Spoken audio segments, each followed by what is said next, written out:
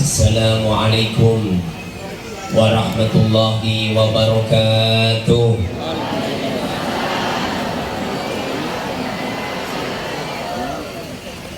Alhamdulillahilladzi qad wafaqana bil huda biwasilatil masali wa usalli wa usallimu ala sayyidina Muhammadin bi syafa'atil udma wa alihi wa sahbihi ajma'in. Yang kami muliakan para alim, para kiai, para panisepuh, wabil khusus para pejabat, Pak Bupati atau wakilnya dan juga Bapak Camat. Alhamdulillah beliau datang, Pak Lurah seperangkatnya, Ketua PCNU dan juga gurunya, MWCNU ataupun mungkin dari Ketua Ansor, Ketua Banser, semuanya para hadirin hadirat yang dimuliakan oleh Allah Subhanahu wa Ta'ala. Kami datang dari Demak. Nama saya Muharrar. Yang asli panjang, Bu. Nama saya panjang. Lafadznya gini. Inni nadartu laka ma fi batni Muharrar. Di Al-Quran ada Bu ya? Nama saya Muharrar. Khuduri itu nama ayah. Teman-teman media sosial kalau manggil Pak Huduri, tapi yang asli Huduri nama ayah, Muharrar Huduri. Kulo asli Demak, kados panjenengan sedoyo. Jadi kulo ajeng ngomong basa Jawa. Kulo bisi-bisi kali Pak Camat bisa bahasa Jawa enggak? Gak bisa, saya sudah latihan tapi bahasa Jawa sulit. Padahal menurut saya mudah, yang sulit bahasa Kalimantan. Saya tak pakai bahasa Indonesia biar Pak Camat paham. Jadi kami asli Demak, Telogorjo. Tadi ada orang Telogorjo. Enggak, di mana tadi? Turun. Telogorjo, Wonosalam, Demak. Dekat dengan Tulirejo. Tadi saya ketemu sama orang-orang Tulirejo. Ketemu orang Penawangan, Dempet, Semarang, Masya Allah. Saya jauh-jauh dari Demak ke sini bukan ngisi mauidul hasanah, Bu. Sebab syarat sahnya ngisi mauidul hasanah, ucapan dan perbuatan harus sesuai. Tapi saya ini ucapan saya Masya Allah, tapi perbuatannya zong, nol besar. Jadi di sini nanti kami tidak ngisi mauidul hasanah, tapi pengen jagongan. Jadi nanti Bapak Ibu yang punya problem, yang punya masalah, tolong operator atau panitia nanti aku nih, biar saya interaksi sama Bapak Ibu semuanya. Nanti kalau panjenengan punya masalah, Pak Yai, suami saya pergi nggak tanggung jawab, sudah 4 tahun nggak ada kabar, boleh nggak saya nikah lagi? Nanti tanyakan Bu ya. Pak Yai, saya nikah sama suami dari sejak nikah nggak pernah mau kerja, tidurnya suami cuma tidur melulu, nggak pernah mau kerja. Sementara yang saya kerja saya, bagaimana hukumnya ini Kiai? Ini suami hukumnya masuk neraka apa surga? Nanti tanyakan Bu ya. Jadi mohon maaf mungkin bahasa Indonesia saya gudar-gadur Pak Camat, tidak seperti dai-dai artis di media sosial. Tapi tadi saya tanya sama panitia, Pak, panjenengan mau kenal sama saya dari mana? Kata beliau dari YouTube sama dari TikTok. Masya Allah. Ini bukti bahwasanya belajar lewat YouTube, lewat TikTok, lewat video snack, lewat Twitter, lewat Facebook, itu hukumnya sah. Sampai ya ini hukumnya sah. Yang tidak sah itu tidak punya dasar lalu mengambil ilmu dari media sosial. Bapak Ibu ya, Bapak Ibu yang dimuliakan oleh Allah Subhanahu wa Ta'ala, yang asli, kalau kita ini pengen sejahtera, kalau kita ini pengen dijadikan oleh Allah baldah thayyibah wa rabbun ghafur, yang asli itu 3 orang itu harus genah. Paham genah? 3 orang ini harus cocok dengan aturan syariat.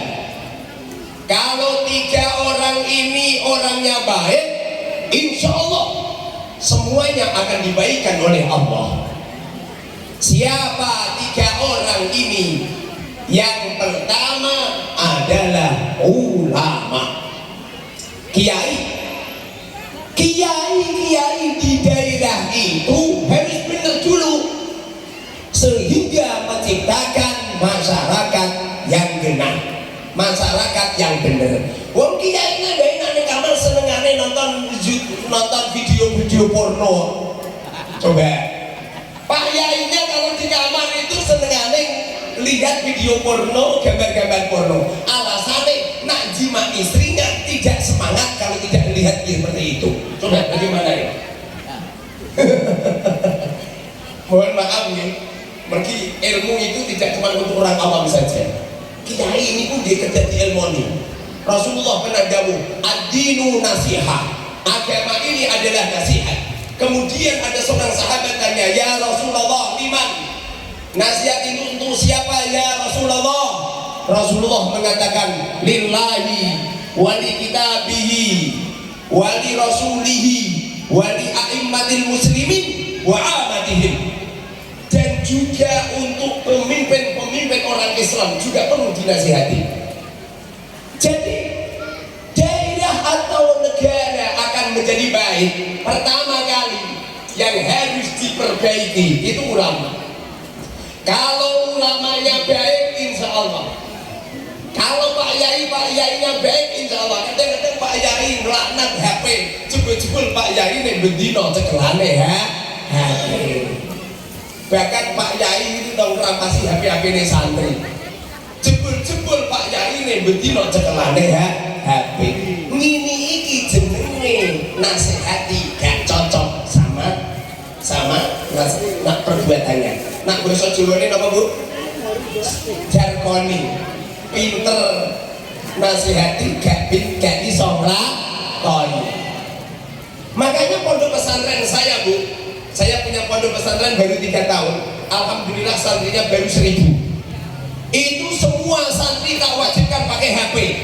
Alasan saya cuma satu, yang kiai ini cekeran HP, orang santri ini gak oleh. Itu namanya jarkoni. Pinter nasihati orang iso nglakoni. Makanya gak bener itu kiai-kiai yang merapasi HP santri, dipukulin, dihancurkan, padahal HP-nya wali santri, bukan HP-nya murid. Jadi pasti pantingan-pantingan gak cocok. Waduh, Paknya nanti bagaimana? Enggak, HP itu benda mati. HP ini seperti pisau. Ibu-ibu kalau masak di dapur pakai pisau ya? Kira-kira pisaunya panjang sama buat nusuk perutnya anak dan suami, apa digunakan untuk iris-iris lombok? Iris lombok. Artinya kalau pisau itu bermanfaat, HP juga bermanfaat.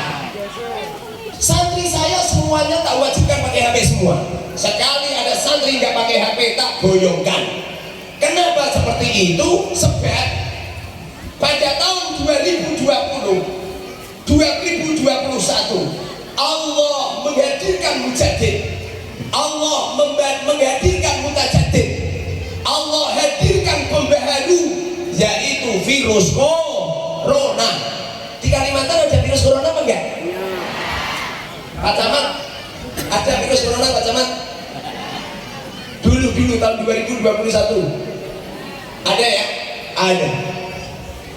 Virus corona itu perpindahan peradaban. Yang tadinya ibu-ibu gak kenal foto selfie, malah pinter foto selfie. Yang tadinya adik-adik, anak-anak gak paham game, sekarang pinter-pinter. Laras badan. Itu artinya virus corona itu perpindahan peradaban. Barang siapa tidak menerima perpindahan peradaban semacam ini, maka orang itu akan ketinggalan zaman. 10 tahun yang akan datang, pondok-pondok pesantren yang tidak mau menggunakan teknologi, yang tidak mau menggunakan HP, yang tidak mau menggunakan digital, maka akan ditinggalkan pemuda-pemuda generasi milenial. Paham nih? Quran sampai HP utama mana nih? Quran, Al-Quran sama HP utama mana? Pengen ngomong muni Al-Quran gak berani.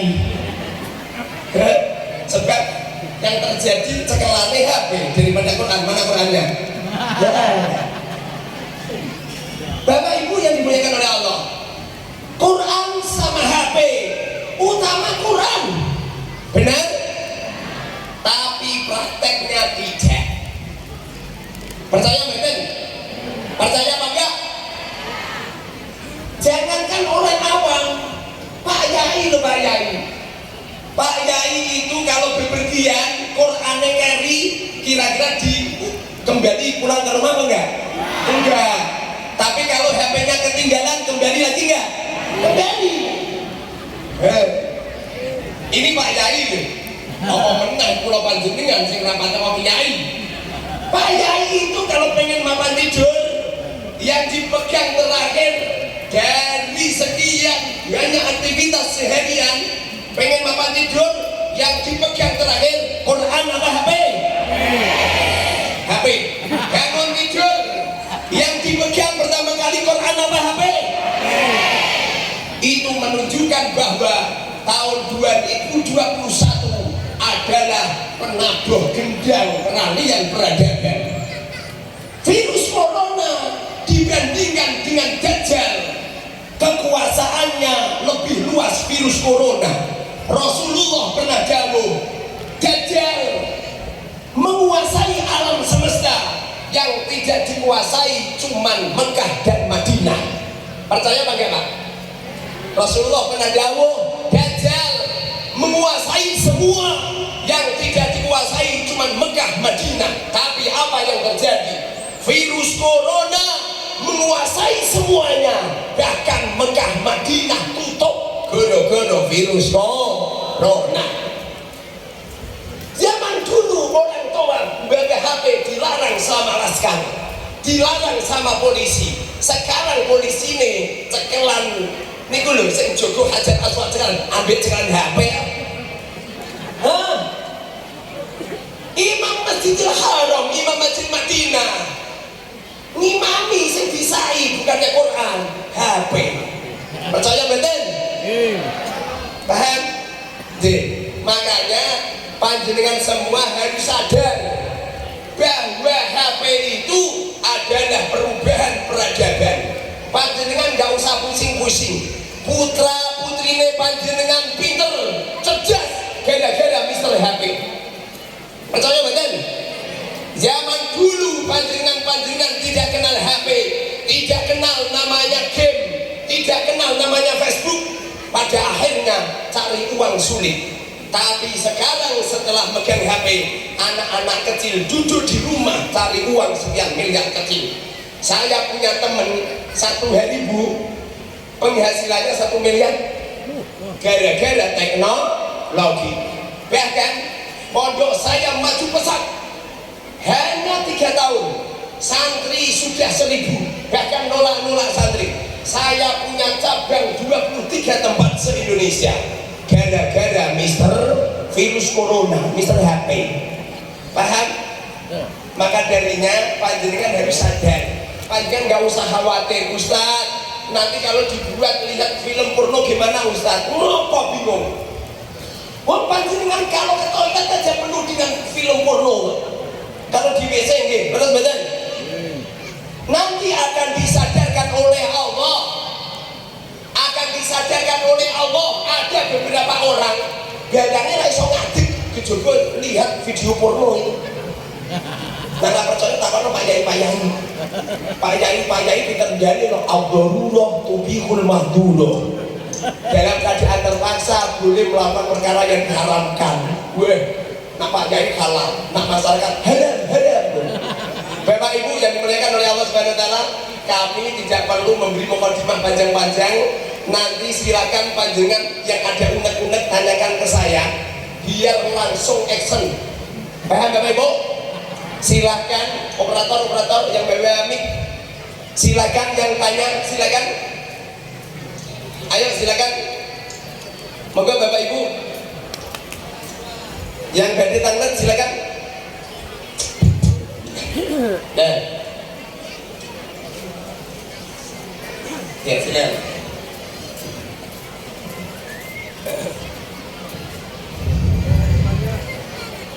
Assalamualaikum warahmatullahi wabarakatuh.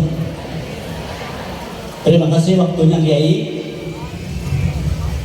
Melihat sikon pagi hari ini, memang seakan-akan kita itu fresh dengan adanya ajaran agama Islam, sangat kental di sini Kiai.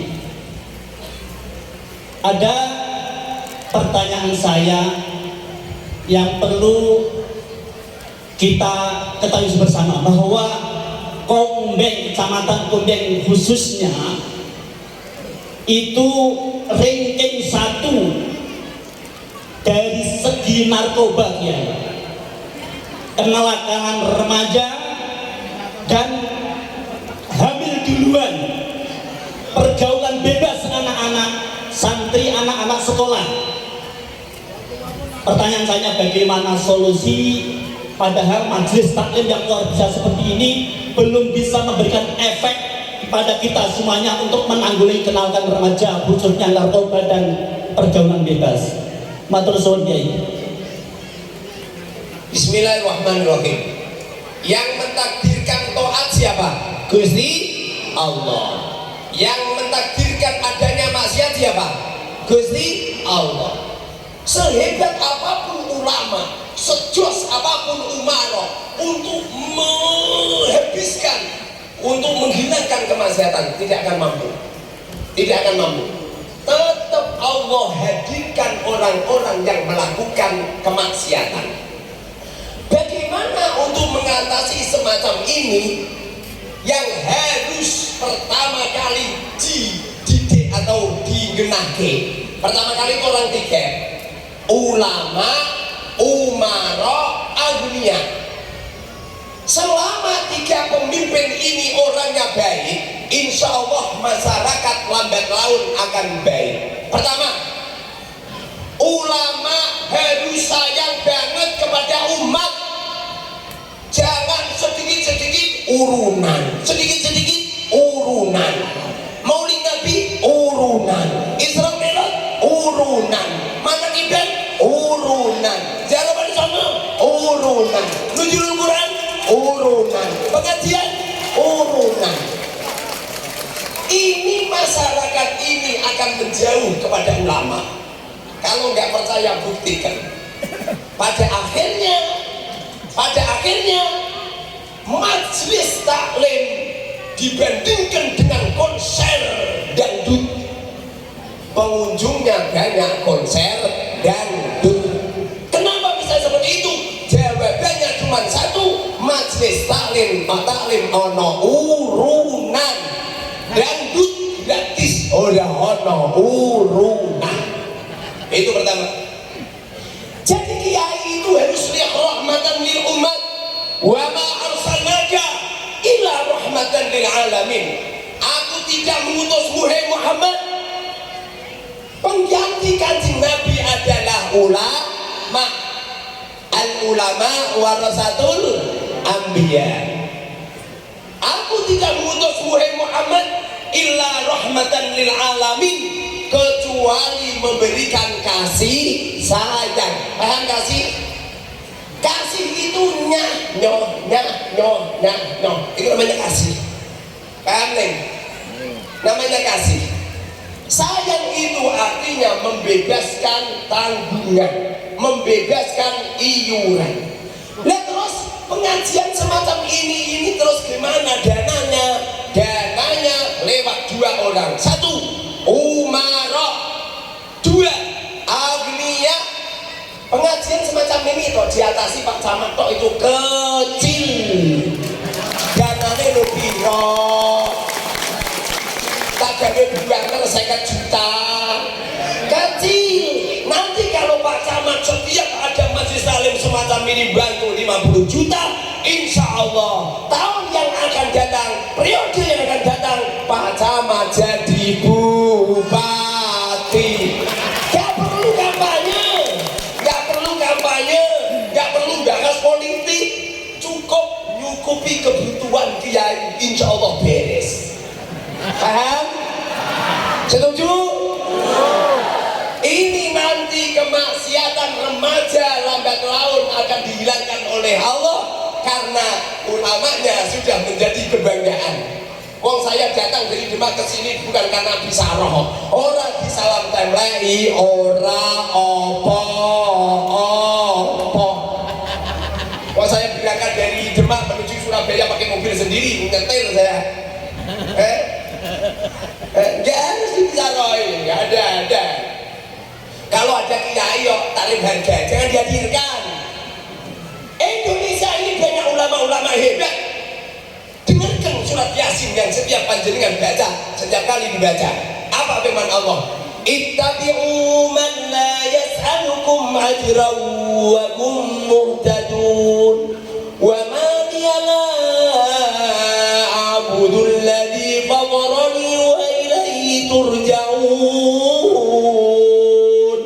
Benar? Yasin kan Bu? Ittabi'u, ikutlah kamu semua man, kepada seorang ulama la yas'alukum ajra, yang tidak pernah tarif harga. Wahum, ulama-ulama yang tarif harga, muhtaduna, ulama-ulama yang mendapatkan hidayah. Anwar Zaid tarif harga, jangan didatangkan. Gus Idam tarif harga, jangan dihadirkan. Sama lagi, Ustadz Abdul Somad tarif harga, jangan didatangkan. Ustadz Hadi Hidayat tarif harga, jangan didatangkan. Niki Allah niki. Allah mengatakan itabi'u anuto sirokabeh, ikutlah kamu semua man, kepada seorang nabi dan rasul. Sekarang sudah tidak ada nabi dan rasul, yang ada adalah ulama. Wahum, kiai-kiai sing gak pate butuh duwite masyarakat, iku muhtaduna, kiai-kiai yang mendapatkan hidayah. Kiai rebutan zakat fitrah. Jangan banget kiai rebutan daging korban. Nyoba terus di sebelah sok anune ra ono. Jebul. Kok nek jabetane kiai salah. Paham Pak Yai? Ampun ngumpetke kalau wedhus lho Kiai.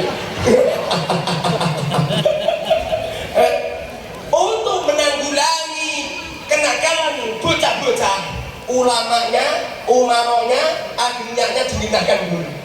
Selama umaro mendukung perjuangannya para kiai, selama agnia mendukung perjuangannya kiai, insya Allah masyarakat tumplek menghadiri majelis taklim. Gak perlu ini itu insya Allah. Semoga saja untuk bulan berikutnya tidak ada iuran. Allahumma iurannya sudah ditanggung sama Pak Camat. Allahumma sudah ditanggung sama agniaul muslimin. Allahumma paham Gus? Jadi 3 orang ini dibenahkan, insya Allah nanti kemaksiatan beres. Sebabnya sampai kapanpun kemaksiatan itu diberhentikan, tetap generasi bermunculan terus. Apalagi sekarang ini masya Allah lewat HP sulit untuk menumbangkan kemaksiatan. Lagi pula dunia ini supaya seimbang antara taat dan maksiat harus berjalan bareng. Nyampe Allah mengatakan seumpamanya semua orang bertaat semua, maka orang-orang itu akan kumatikan, akan kuganti dengan orang-orang yang bermaksiat, sehingga mereka tidak menghilangkan sifat ghafurku. Dia kok taat tapi dono maksiat, itu seperti orang berjalan pakai tangan kaki kanan ini supaya seimbang caranya, yo taat yo maksiat. Jadi Pak Polisi kanggu. Kalau nggak ada maksiat, Pak Polisi nggak dapat pekerjaan, Pak Tentara nggak dapat pekerjaan. Akibatnya ini nggak ada perang loh, Pak Tentara.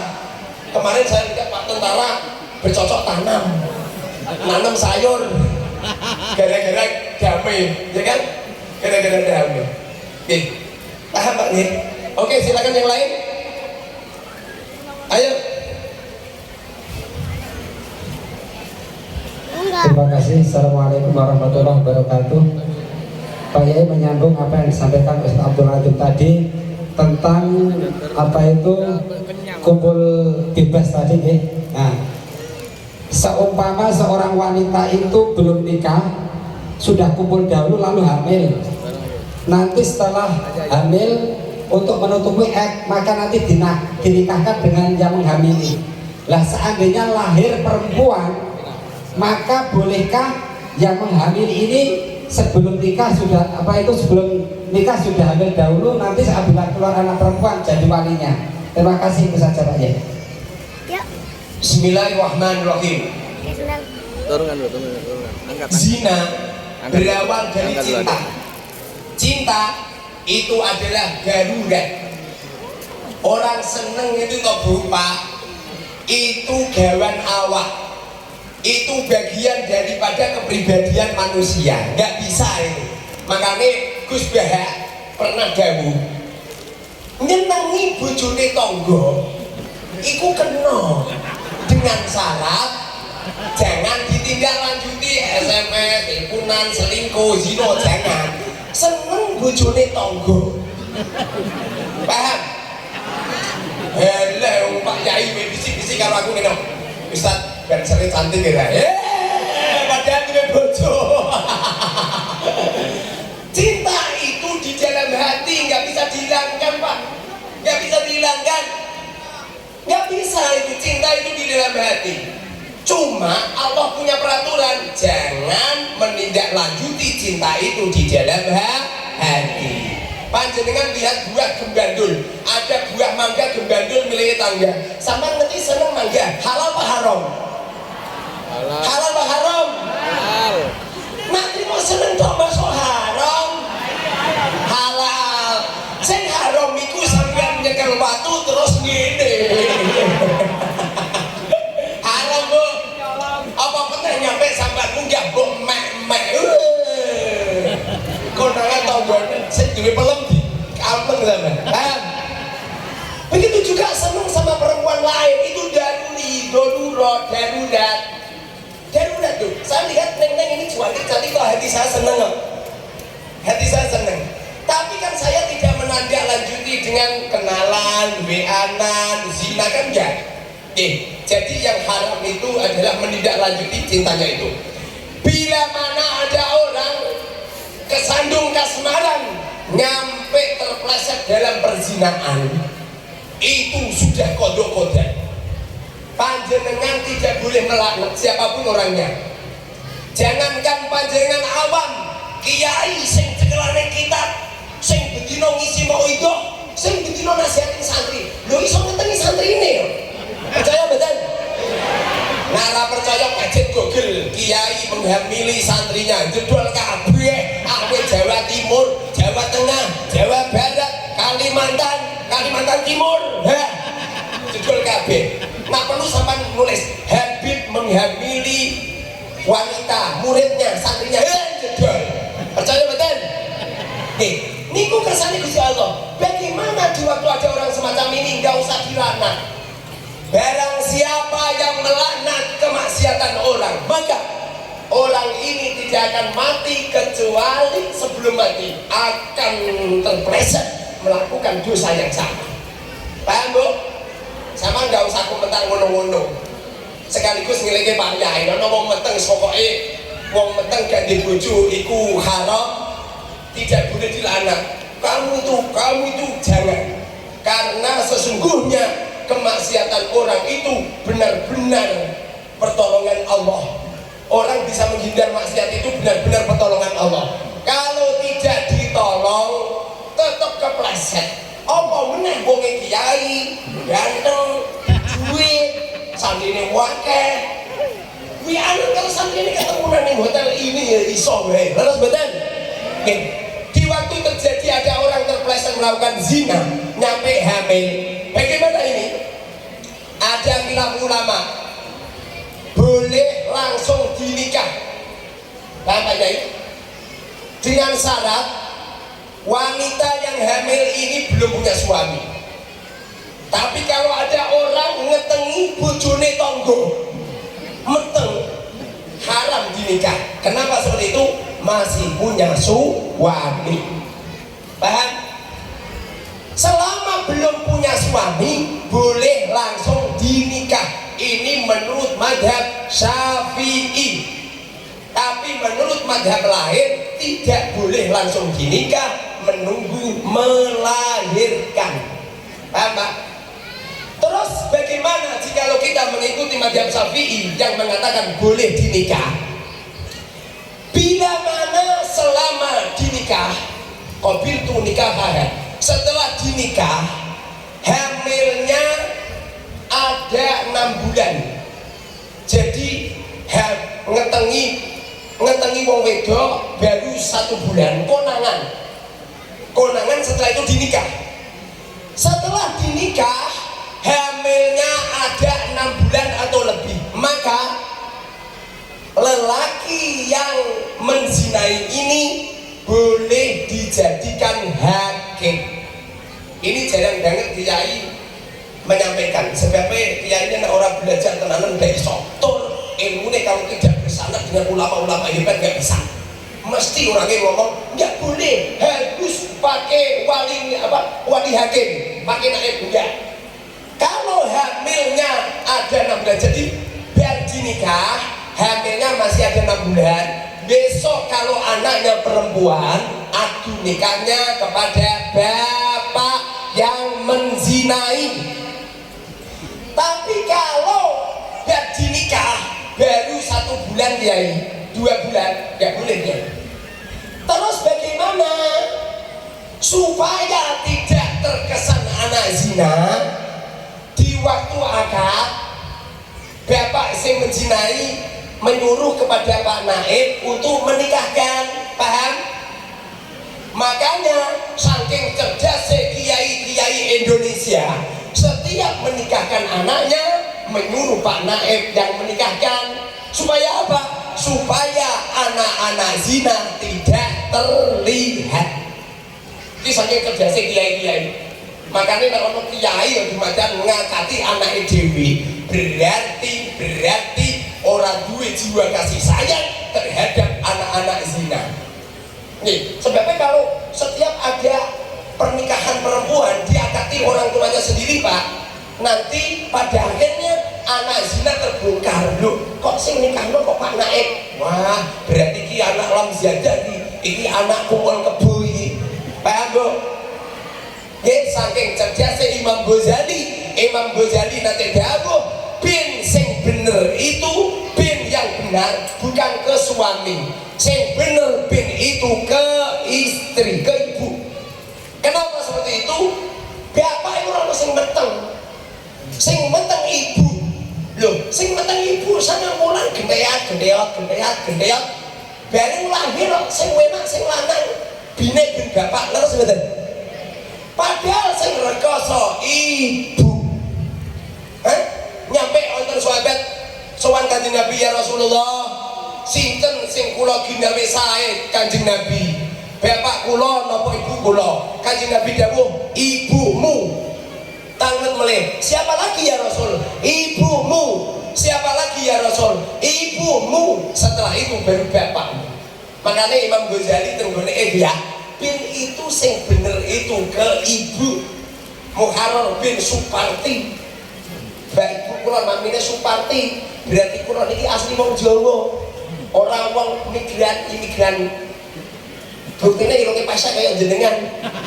Paling keturunannya mak lampir ini pelek. Nek kae keturunannya Nyi Roro Kidul. Hale wong Jogja. Lalu betul. Paham nggih? Paham Pak Yai? Jadi kalau 6 bulan ke atas boleh dinikahkan sama bapak yang menzinai. Tapi kalau 5 bulan ke bawah harus nakih. Paham? Oke, silakan yang lain. Ibu-ibu, ayo. Ada biasanya di masalah pirang-pirang ya. Sing tukaran karo bojo pingin jenengan kan? Ayo. Bangga Bu, ayo. Ibu, ngacung. Ayo. lali gue duit tak mau, gue duit tak dumi ya. Oke Bu, Masya Allah.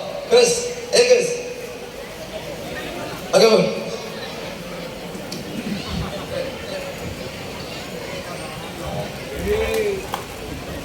Assalamualaikum warahmatullahi wabarakatuh. Saya mau tanya Pak, ini kan sebentar lagi mau lebaran haji ya. Nah, biasanya ini kok nak gini pulang di tempat saya. Itu biasanya kalau kurban itu yang berkurban itu dapat jatah yang berbeda dari yang lainnya. Itu hukumnya gimana? Bagus. Bismillahirrahmanirrahim. Kurban sama zakat fitrah beda. Kalau zakat fitrah itu tidak boleh diberikan kepada orang kaya. Tapi kalau kurban yo diberikan orang fakir juga orang kaya. Makanya nanti kalau ada kurban kok panitiane pilih-pilih, berarti panitiane mboten alim. Benten loh kalau zakat fitrah nih. Kalau zakat fitrah memang harus dipilih-pilih, tapi kalau kurban harus rata supaya biar merata. Carane ojo pilih kasih. Kalau kiainya diwenehi sampel loro, yo masyarakat diwenehi sampel loro. Paham? Nggih ngoten. Bahkan kalau nak kurban malah kula mboten ngono. Kalau nak kurban tak kula kurbani anak kula bojo kula. Nak pinginane kula kurban 10 kambing. 11 kambing. Mergo pingin tahun wingi anak kula nembe 10. Saniki anak kula ketambah siji malah 11. Eleh. Kok sampean duwe wedhus, kamu punya kambing anaknya banyak seneng ya. Mosok dia anak banyak gak seneng Bu? Ya kan? Sekarang anak saya 11. Anak saya 11, saya sama istri 1. Istri saya 1 Bu. Wong Demak. Ora usum kiai poligami. Nah Jawa Timur, Jawa Barat ya. Orang Jawa Tengah itu Masya Allah ketuhanan yang Maha Esa. Istrinya cuma 1. Saya kurban 13 ini nanti. Nggih, doakeun nggih. 13. Semoga saja panjenengan kurban semua Bu nggih. Ojo terbiasa seneng jalur. Tapi panjenengan kurban sendiri. Jangan terbiasa begini. Innama shodaqatu lil fuqara wal masakin. Ciri-ciri wong fakir miskin seneng diwenehi sedekah. Wong niku nak sugih seneng menehi sedekah. Makanya nak sakit niki mengke hari kurban setor wedhus kabeh nggih. Apa meneh ibuke lemu, sapi. Alhamdulillah. Upamane ora sapi wedhus sing bedibu. Lah sing gering-gering ora apa-apa wedhuse ora lemu. Mbak, kurban. Tidak ada orang yang kurban kecuali 1 tahun yang akan datang ekonominya akan dicukupkan oleh Allah. Syaratnya ikhlas. Kiai, saya kemarin kurban Kiai, kok ekonomi saya itu seret, berarti nggak ikhlas. Buktinya mana? Buktinya diteri panitia entuk sikil gremeng. Asemi wedhus gede rego 5 juta. Diteri sikil tok ambek sepatu. Ini namanya tidak ikhlas. Ciri-ciri orang ikhlas itu menerima apapun yang diberikan oleh panitia. Nah, sakit kurban kabeh. Allahumma lebih-lebih Pak Yai ini harus menjadi contoh. Laqad kana lakum fi rasulillahi uswatun hasanah. Terletak pada diri Rasulullah sebagai contoh. Kiai-kiai ning daerah itu wakile Kanjeng Nabi, mengganti posisine Kanjeng Nabi. Ono kiai gak kurban berarti tidak mewarisi Kanjeng Nabi. Muga-muga kiai sak desa niki sak rong kecamatan kurban kabeh. Allahumma kiai ini masang pengumuman ikuti kurban, jebul-jebul ora kurban dhewe. Ngono iku salah. Masya Allah, ngono iku salah. Ngedume usahano sama rata. Khusus ketua panitia jangan ngambil bagian. Kenapa ketua panitia nggak boleh ngambil bagian? Sebab ketua panitia itu wakil. Contoh nih. Kalau ngomong ini, Bu, belikan rokok Bu, nanti tolong belikan Pak Banser.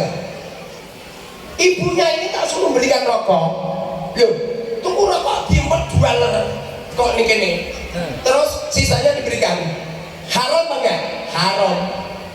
Ketua panitia yang diserai korban, lu kok malah melu nggowo daging, hukumnya haram. Sebab apa? Wakil itu tidak boleh memanfaatkan atau mengambil perkara yang diwakilkan. Gak oleh. Waduh karo Pak Naib diserai anak kon nikahno, lho malah anaknya dhewe dinikah. Haram. Paham? Supaya halal bagaimana? Supaya halal, ketua panitia memberikan daging sama panitia yang lain. Contoh ya, Bapak ini ketuanya, Bapak ini ketua, ini anggota, ini memberikan daging 20 kilo sama ini. Lah nanti 20 kilo lagi dibayar ini, itu halal. Halal. Paham? Paham Pak Yai jadi ketua panitia, khusus ketua panitia. Kalau anggota tidak, anggotanya boleh menerima daging dengan syarat itu sebagai bagian apa sedekah, bukan apa? Bukan gaji. Kalau gaji nyembelih harus dari yang memasrahkan. Makanya nanti panjenengan kalau masrahke kambing di masjid, jangan cuma bawa kambing saja, tapi ambil duit berapa Pak Yai? Uang administrasinya berapa? 200 ini untuk gaji panitia, ketua panitia. Sehingga oleh makan daging itu ketuanya saja. Jadi kalau ketuanya Pak Harun, ya Pak Harun tok. Supaya halal, nanti Pak Harun memberikan sama anggota 20 kilo, lagi Pak Harun nombong jadi anggota ini. Begitu juga nanti kalau dibuat makan-makan ya, nanti caranya dagingnya disediakan ke orang lain dulu. Semisal ya, anggotanya Pak Camat, semisal Pak Harun menyerahkan daging sama Pak Camat, kambing satu. Pak Camat ini kambing satu untuk panjenengan. Nanti Pak Camat menyerahkan panitia untuk masak. Kalau pengen halal seperti itu, dibuat makan wong berat. Kalau di tempatku sing disembelih 10 pedus marem sak kampung makan tabuhe. Nggih. Nah sakit sing akikoh disembelih. Paham Bu nggih? Paham Bu? Nggih. Jadi bagi daging yang asli tidak ada syariatnya habis sekian-sekian tidak ada. Tapi kalau pengen tidak ada kecemburuan sosial, kalau bisa sama rata. Orang kiai, orang wong awam sama rata. Kabeh diwenehi kuku siji kabeh. Insyaallah barokah nggih. Lah sing korban wong siji ya sak kampung jumlahe wong 100. Sing korban wong loro, wedhus loro. Pak Yai ne jiko kuku loro. Masyarakat itu sepatu. Ibu itu kuping. Masya Allah. Monggo, silakan yang lain. Ayo. Silakan. Monggo. Ya, silakan. Terima kasih. Assalamualaikum warahmatullahi wabarakatuh. Waalaikumsalam warahmatullahi wabarakatuh. Terima kasih Pak Yai. Kami di sini kebetulan mengelola pendidikan, tapi pendidikan umum Pak Yai. J. Berbeda dengan pondok-pondok pesantren atau sekolah-sekolah Islam. J. Nah, pertanyaan saya di sini Pak Yai, kami itu kan masuk jam 7.15 pulang setelah sholat asar. J. Kendala kami di sini kan namanya sekolah umum, tidak ada seperti pesantren atau sekolah-sekolah Islam. Tapi kami mencoba menghadirkan sebagian Islam itu ada di sekolah kami. Nah, Iya. pertanyaan saya yang pertama Pak Yai, kadangkala kami melaksanakan sholat duha berjamaah khusus hari Selasa dan Kamis. Nggih. Pembelajaran umum kan 1 jam pelajaran itu 45 menit. Kadang 1 jam pelajaran umum itu terpakai untuk kegiatan sholat duha berjamaah. Kadang bisa terpakai 5 menit atau berapa menit. Nah, bagaimana hukum secara agama yang kami lakukan menurut Pak Yai? Yang kedua, kami berusaha mewajibkan anak sholat zuhur dan asar berjamaah. Tetapi yang disampaikan oleh Pak Kiai, sesuatu ibadah itu kan tidak bisa dipaksa apalagi dipukul anak-anak tersebut. Kami sudah berusaha mengarahkan bersama Bapak Ibu guru khususnya yang muslim, karena di sekolah kami itu tidak muslim semuanya Pak. Hanya 3/4 yang muslim, 1/4-nya non muslim. Jadi untuk yang muslim kami harapkan sholat zuhur bersama dan asar berjamaah setelah itu pulang. Tetapi anak-anak ini banyak juga yang main kucing-kucingan, tidak istiqomah untuk sholat zuhur berjamaah dan asar berjamaah. Kami menyadari kami bukan sekolah pesantren atau sekolah pondok-pondok umumnya. Nah, mungkin ada trik atau doa yang bisa diberikan kepada kami sehingga anak-anak kami ini bisa istiqomah. Paling tidak kami menghindari anak-anak tidak sholat, karena selama jam 4 itu anak kan berada di sekolah. Kalau zuhurnya tidak sholat, kami takut nanti dituntut oleh Allah kenapa anak ini tidak sholat. Tapi kami sudah berusaha istiqomah mengarahkan bersama Bapak Ibu untuk sholat. Tapi namanya anak, kami menyadari sekolah umum masih ada anak-anak yang tidak istiqomah untuk sholat zuhur dan asar. Mungkin ada trik atau usaha atau doa yang bisa anak-anak ini hatinya lembut untuk melaksanakan sholat tersebut. Terima kasih. Assalamualaikum warahmatullahi wabarakatuh. SD apa SMP Pak? SMK Pak. SMK. Bismillahirrahmanirrahim.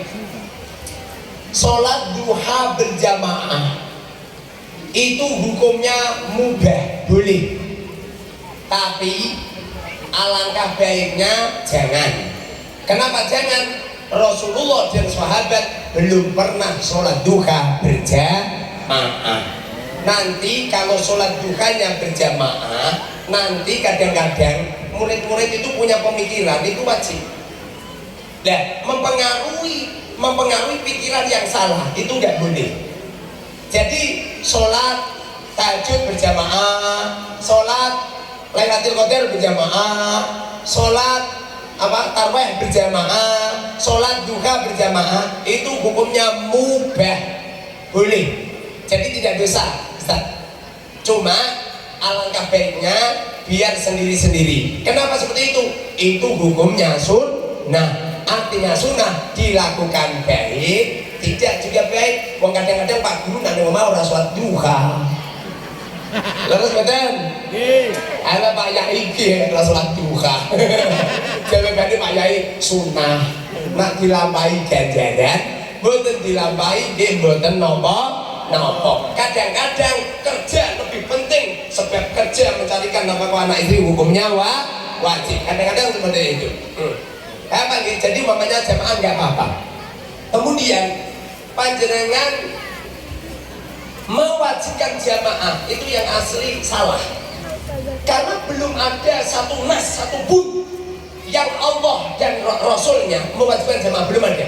So mamanya ada, itu Allah berfirman di dalam surat Al-Baqarah, warka'u ma'arroki'in, warka'u sholato sirokabih ma'arroki'in, bersama dengan orang-orang yang sholat. Itu menurut mazhab Syafi'i itu tidak wajib, tapi sunnah muakkad. Berhubung sunat muakkad, panjenengan kalau menyarankan ya hanya sekedar mewajibkan peraturan sekolah saja. Seumpamanya ada yang kucing-kucingan nggak apa-apa. Wong kadang-kadang Pak gurune ora jamaah, Bu gurune malah ngumpet-ngumpet ora jamaah. Alasannya aku lagi undur, padahal orang undur. Terus betul, oke.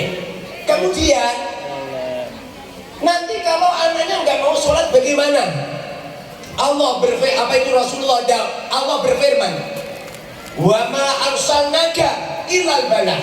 Aku tidak mengutusmu Muhammad kecuali hanya menyampaikan saja. Jadi kita ini jangan sok seperti pangeran. Allah saja memerintahkan manusia untuk bertaat. Itu gak pernah ada orang tidak mau sholat terus ilungnya kupingnya hilang, gak pernah. Ilungnya potol, gak pernah. Jadi panjenengan hanya menganjurkan saja. Cuma jangan ada yang kucing-kucingan, gak apa-apa. Kenapa bisa seperti itu? Sebab kadang-kadang bocah-bocah anak-anak yang gablek setelah terjun di masyarakat justru malah sing apik. Sing khusyuk malah senengane ngapusinan, malah nyolongan, malah ngerampokan. Loh, negatifnya wong khusyuk menengan itu bahaya Pak. Kalau jadi pejabat koruptor itu. Loh, tapi nek sing wak kayak ibu-ibu sing omongane war malah justru wong jujur-jujur. Halo sebentar. Makanya bapak-bapak sama ibu-ibu yang keserang penyakit stroke kebanyakan bapak. Sebabnya bapak-bapak senengane nak kerja terus meneng punya masalah nggak pernah diomongin. Coba ibu-ibu punya masalah apa ya ana kucing tukaran diomongin. Wek. Makanya ibu-ibu jarang kena penyakit stroke. Sing kenal penyakit stroke mayoritas bapak-bapak nanti punya masalah dindem, akibatnya membeku di otak, akibatnya ini kenapa niku kelenjar nadi ini pecah. Tapi lah ibu-ibu ya awet bangun tidur nyampe bapak tidur wek nyampe anak-anaknya pinter ngomong. Seumpamane cah cilik iku sing ngomong bapak-bapak akeh sing bisu gak iso ngomong. Gara-gara anak-anak dikelola ibu-ibu pinter ngomong. Lalu sebentar itu kamus Kalimantan gedene semene diapalke mumet. Anak-anak kecil pinter ngomong. Masya Allah. Barokahnya ibu-ibu cerewet dadekno ibu-ibu awet uripe tur jarang sing kena penyakit stroke. Paham? Ibu-ibu sing kena penyakit stroke biasanya nak punya masalah dindem ning jero ati. Akibatnya ngene. Paham Bu? Nanti masalah ngomong ke mawon nggih. Nah, ngomong ke mawon. Nggih. Paham nggih? Paham Pak? Oke, panjenengan nggak usah khawatir nanti anaknya gimana, nggak usah khawatir. Itu wis diurus Gusti Allah. Panjenengan menjadi seorang guru hanya menganjurkan saja. Nanti nasibnya anak bagaimana serahke Gusti Allah. Murid-murid sing yang dulu di waktu sekolah dablek gede-gede nih malah banyak yang jadi ulama. Sing usul-usul reken siji terus gede-gede nih malah kacau balau, bangkrut, hancur-hancuran. Allah Maha segala-galanya. Wa ma arsalnaka illal balagh. Tidak aku mengutus Muhammad kecuali hanya menyampaikan saja. Silakan yang lain. Silakan yang lain. Ayo. Monggo. Assalamualaikum warahmatullahi wabarakatuh. Waalaikumsalam. Alhamdulillahirobbilalamin. Terima kasih banyak Pak Yai. Siap. Banyak ilmunya yang sudah kami terima. Nggih. Ini Pak Yai, tadi jenengan menyinggung tentang perpindahan peradaban. Nggih. Sedangkan sekarang adalah kemajuan negara, kemajuan agama itu tergantung dari pemudanya. Terus. Nah, sedangkan jenengan saged mirsani piyambak audien yang temriki dari putek dan putra. Nah, niku mun bapak-bapak kali ibu-ibu. Nah, mungkin cuma segelintir saja yang pemudanya di sini.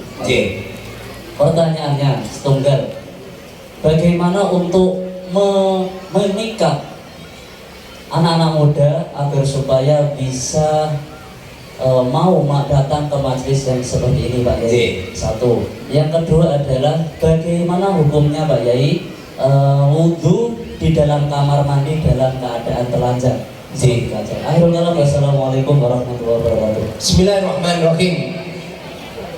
Besok kalau ada majelis salim lagi 1 bulan lagi, nanti panitia menyediakan sembako khusus untuk pemuda-pemudi. Kira-kira datang nggak? Datang. Kalau perlu ada hadiah dari Pak Camat, voucher gratis.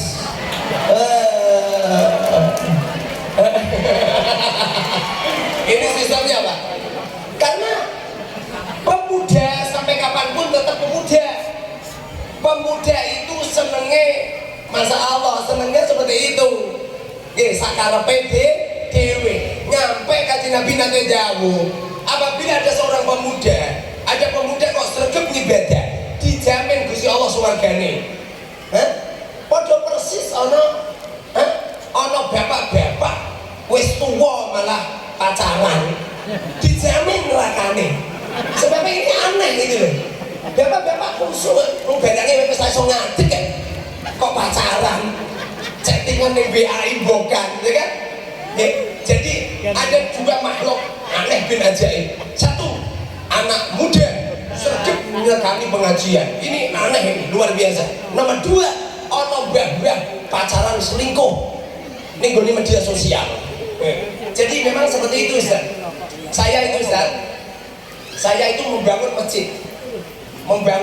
Jadi ada masjid, saya bangun masjid lagi.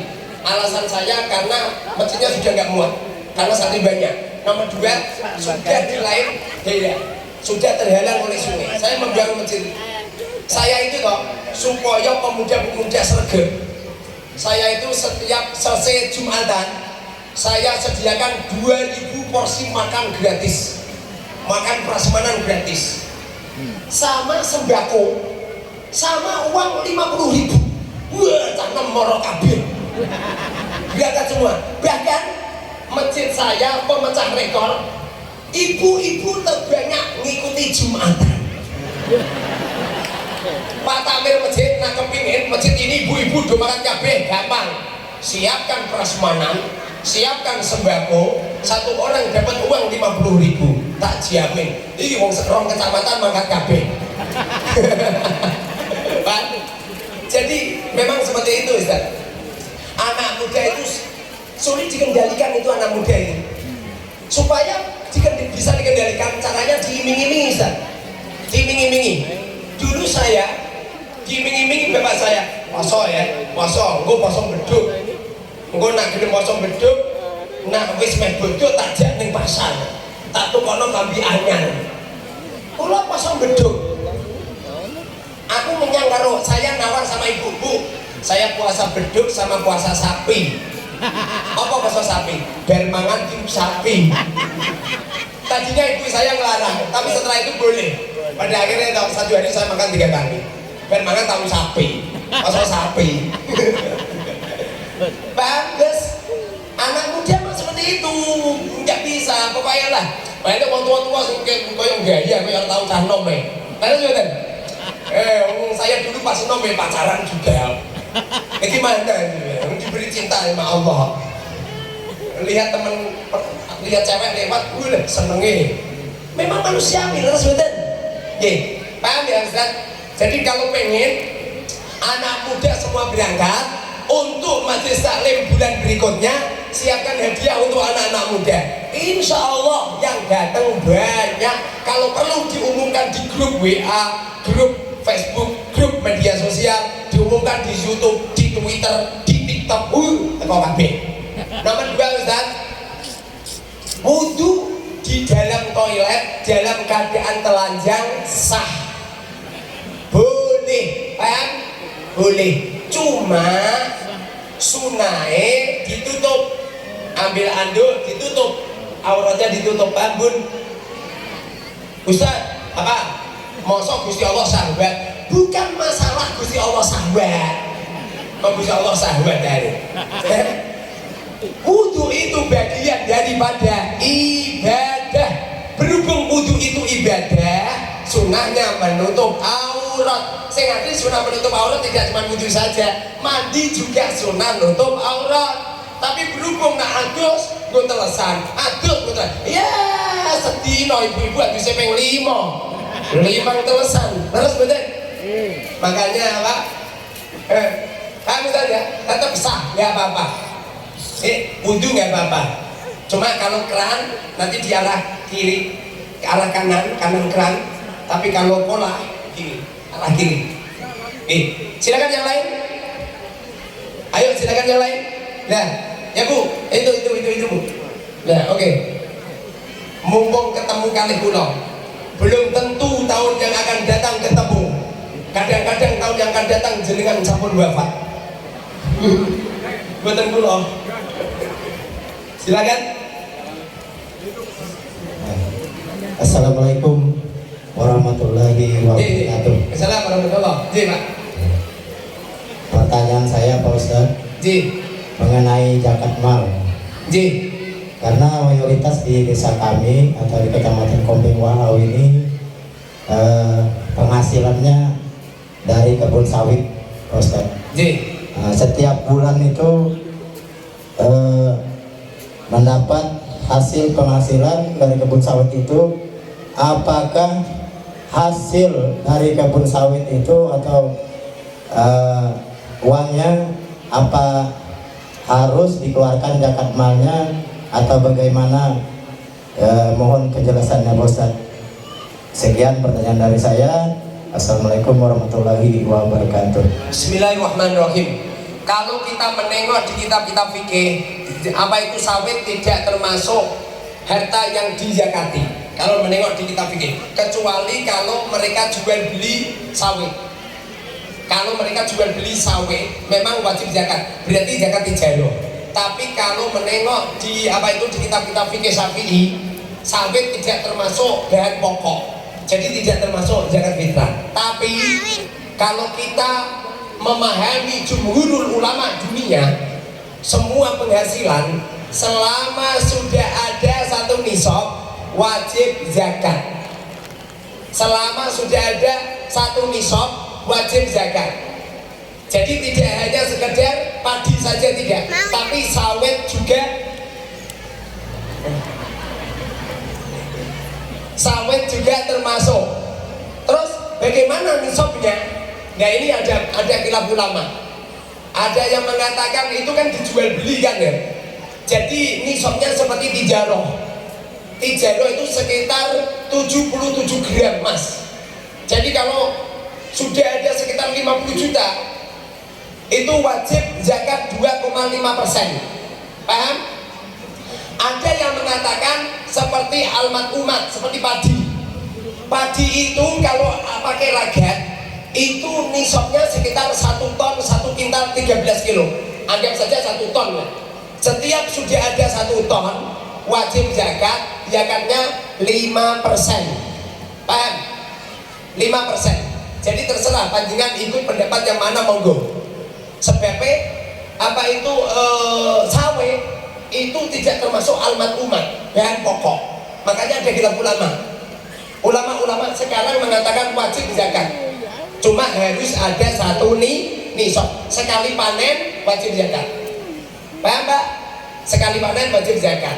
Zakatnya bila ada satu nisab, 1 ton ke atas wajib 5%. Rata-rata sawit ada ragatnya nih. Kalau zaman dulu itu bila mana diairi pakai tenaga pakai diesel wajib zakat 5%. Tapi kalau tidak ada pengairan, cukup air hujan 10%. Makna daripada pengairan itu ragat. Sawit itu kan ada ragatnya, ada nyemprot, ada rabut dan lain sebagainya. Paham Pak? Silakan Bu. Silakan.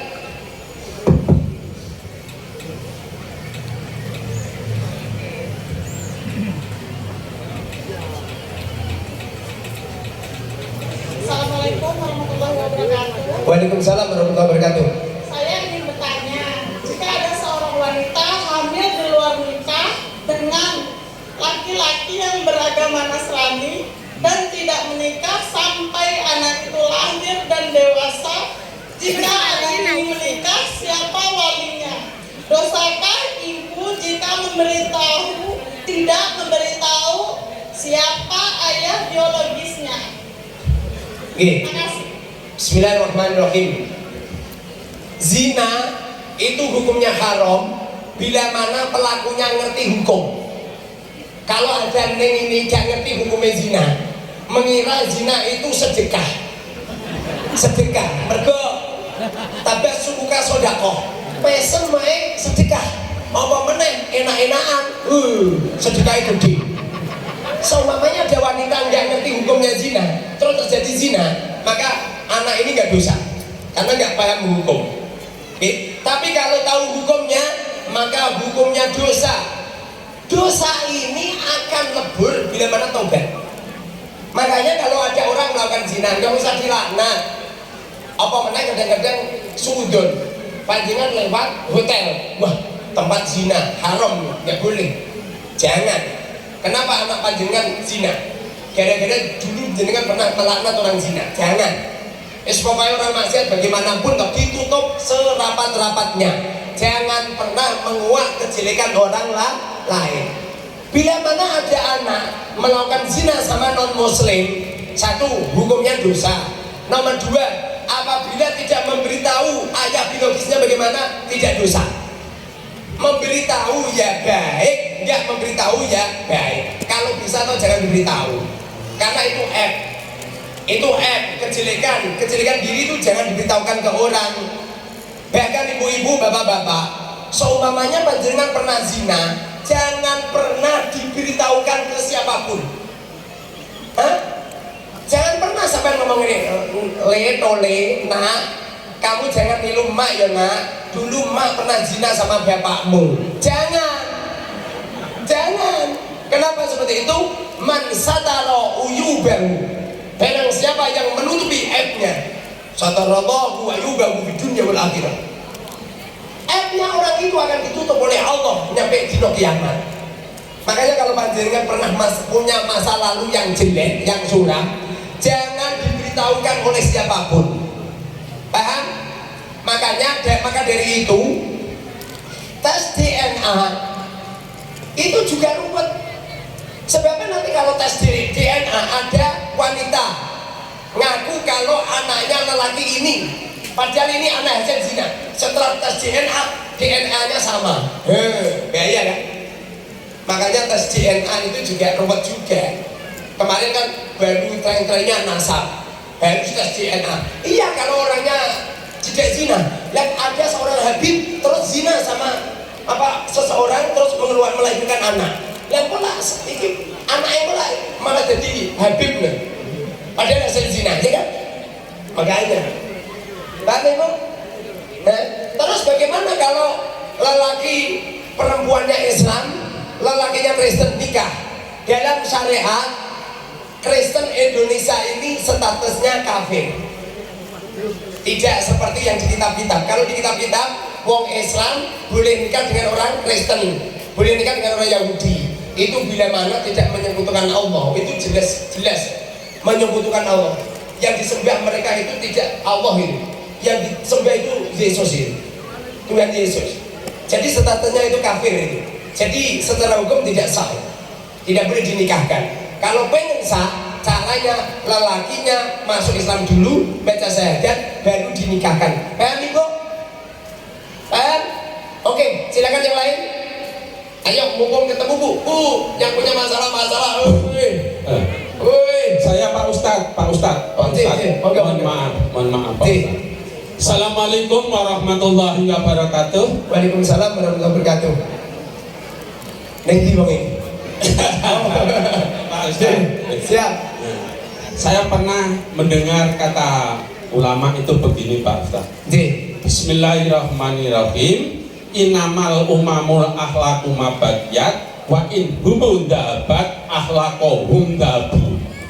Ini nyangkut yang pertanyaan pertama kali tadi itu Pak Ustadz. Nah, yang ingin saya tanyakan supaya besok waktu menghadap Jabaniyah tidak terlepas dari lemparan ke sebelah kiri. Nanti Pak Ustadz yang ngartikan ucapan saya tadi. Lah, begini tipnya Pak Ustadz, minta tipnya. Kalau seorang pemimpin atau seorang yang pintar sering memberitahu orang lain, suruh yang baik, tahu-tahu orang alim sendiri itu tidak sadar bahwa perbuatannya itu insya Allah melanggar. Contoh sebagai ketua ini ada, terus di situ dananya. Nah, orang lain dilarang atau disuruh sedekah-sedekah, dia sendiri dana yang untuk tadi jariah digunakan sendiri. Tipnya bagaimana Pak Ustadz? Supaya besok di dekat Jabaniyah tidak dilemparkan ke kiri. Mohon disampaikan kepada seluruh umat supaya umat ini paham. Itu yang pertama Pak Ustadz. Yang kedua, hukum sholat Jumat. Kalau sholat Jumat dilakukan di rumah sendiri, hukumnya bagaimana Pak Ustadz? Tolong disampaikan. Itulah dua pertanyaan yang saya sampaikan. Wallahu muwaffiq ila aqwamit thoriq. Wassalamualaikum warahmatullahi wabarakatuh. Waalaikumsalam warahmatullahi wabarakatuh. Masya Allah. Itu yang asli problem di mana-mana Pak. Tidak cuma di sini saja itu. Jadi begini loh. Di Nagam Zubat merujuk kepada dawuh Kanjeng Nabi, fa'alimun bi ilmihi lam ya'malan mu'adzabun min qabli ubbatil watan. Orang itu kalau bodoh lalu belajar menjadi alim, maka orang kalau sudah alim wajib mengamalkan ilmunya. Kok nyampe ada orang alim seperti Bapak Pak Yai ini yang sudah pernah mondok, yang sudah pernah sekolah, nyampe profesor doktor, nyampe LC, nyampe pernah kuliah di Yaman, di Mesir dan lain sebagainya, tapi akhlaknya tidak seperti yang dipelajari, perangainya tidak seperti yang dipelajari. Rasulullah mengatakan mu'adzabun min qabli ubbatil watan. Sebelum semua manusia, bahkan orang kafir diadab, kiai itu akan diadab oleh Allah lebih dulu. Jadi kiai sing perintah sedekah, jariah adol nyuruh beli kalender, cepet-cepet wong ora tuku dhewe. Kalender yang di rumah gratis. Nyuruh masyarakat sedekah, kotak masjid berjalan, kiainya jadi imam, orang tono duit dhewe. Mergo ning imaman. Nggih? Sedekah, semua jamaah, iuran pengajian semua, ada yang 5.000, 10.000, kiainya jebul-jebul malah orang urunan dewi. Kelak di akhirat kiai semacam ini akan diadab oleh Allah sebelum semua manusia diadab, sebelum penyembah berhala diadab. Makanya saya tadi ngomong, selama 3 orang ini baik, insya Allah masyarakat baik, kiainya harus baik, umarohnya, pejabatnya harus baik, terus agniyaul muslimin, orang-orang kaya harus baik. Selama 3 perkara ini baik, insya Allah semuanya baik. Makanya semestinya loh, Pak Yai itu woro-woro monggo sedekah masjid, ini saya akan nyumbang 1 tronton semen, memberi contoh baru niru Kanjeng Nabi. Dulu Rasulullah setiap kali menganjurkan sahabat untuk sedekah, Rasulullah pertama kali yang paling segala-galanya untuk sedekah. Harus seperti itu. Ya? Bahkan saya di desa, daerah saya itu bisa musola, nggak usah diceritakan. Pokoknya kiai itu harus memberi contoh yang baik. Nanti kalau kiai memberi contoh yang baik, nanti masyarakat akan kiai gitu. Tapi kalau tidak memberi contoh yang baik, akibatnya masyarakat pret jarkoni. Terus bener, pinten ngai nasihat, raisong lah kami ngajurke kurban, orang kurban dewe. Paham ya? Semoga saja ini menyinggung perasaan saya. Kalau Romo Yai ini insya Allah baik-baik semua, nggak ada yang jelek, jujur semua. Melarang anggota takmir menggunakan uang masjid, alasannya ini uang masjid haram digunakan, jebul-jebul Pak Yai ini gunakan duit masjid dewe. Masya Allah, hukumnya haram. Tidak boleh, uang masjid tidak boleh dipinjamkan Uang masjid tidak boleh digunakan. Uang masjid hanya untuk masjid. Diletakkan di mana monggo, sing penting jangan digunakan. Ini yang menjadikan masyarakat gak percaya. Makanya bukan berarti wah masyarakat itu kalau sama kiai kampung gak hormat, tapi kalau kiai Demak Moro wah diambung tangane, ngisi pengajian terima saja, dua naik salam templek wajel. Bukan masalah itu, tapi percontohan itu harus penting. Insya Allah barokah. Kemudian pertanyaan yang nomor 2 apa tadi, Mbah? Di rumah. Sholat Jumat di rumah. Jumatan. Jumatan, syaratnya Jumatan harus di masjid. Menurut Mahat Malik. Menurut Mahat Malik harus di masjid. Jumatan di rumah nggak sah. Tapi menurut mazhab Syafi'i tidak wajib di masjid.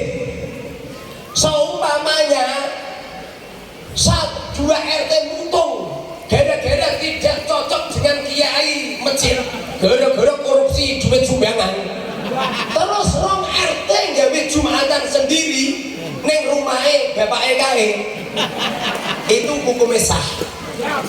Hukumnya sah dengan syarat ada pertikaian warga yang tidak bisa disatukan, itu boleh. Sebagai diantara yang membolehkan ta'adudul Jumat adalah masyarakat tidak bisa disatukan, tokoh nggak bisa disatukan boleh. Boleh itu, apalagi Jumatannya wis pun penuh, jadi masjid wis pun sampai belet-belet, itu secara hukum sudah waktunya masjidnya 2 utawa masjidnya diperbesar lagi, paham ya? Jadi kalau mazhab Maliki wajib di masjid Pak, di rumah nggak boleh. Tapi kalau apa itu ada seperti tadi boleh, dengan syarat harus dilakukan orang banyak.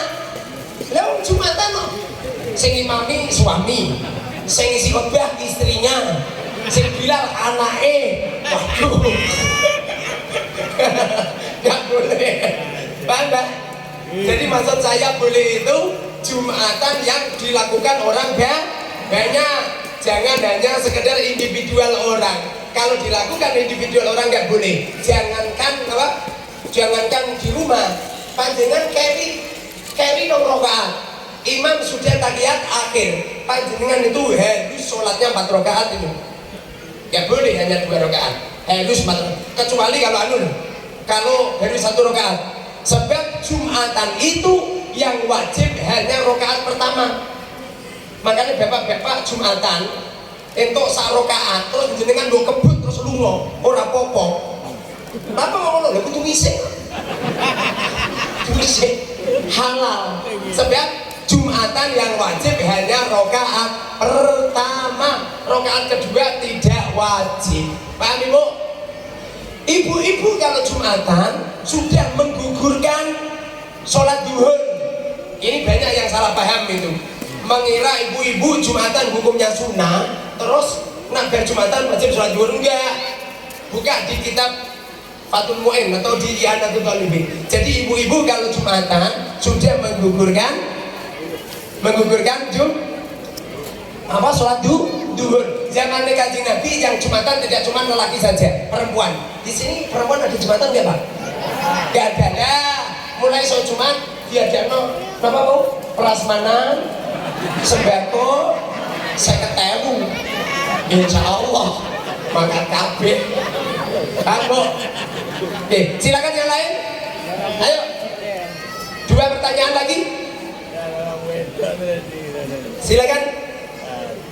Ya oke, silakan. Silakan Bu.